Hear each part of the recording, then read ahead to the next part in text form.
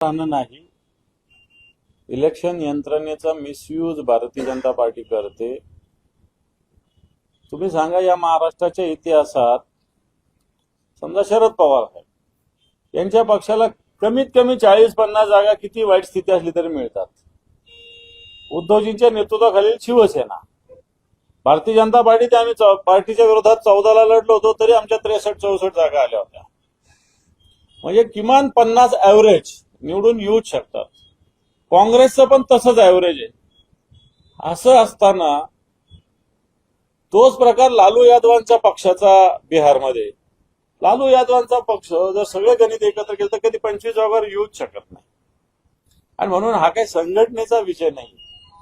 कोणती संघटना आहे? भारतीय जनता पार्टीकडे सगळे पेड वर्कर काम करतात, एजन्सीज काम करतात, टेलिफोनवर एजन्सी काम करते, मतदाराकडे एजन्सी जाते. कोणता कार्यकर्ता जातो भारतीय जनता पार्टीच्या फील्डमध्ये? दाखवा.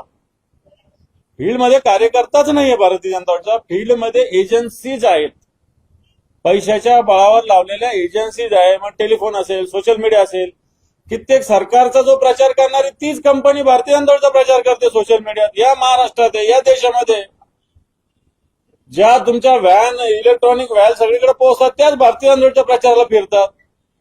म्हणजे हे सगळं दृष्ट चक्र भारतीय जनता पार्टीने निर्माण केलं, असं एकंदर जनतेचा सूर आहे. त्यामुळे हे रडगाणं नाही, हा सत्ता संपत्ती याचा विजय.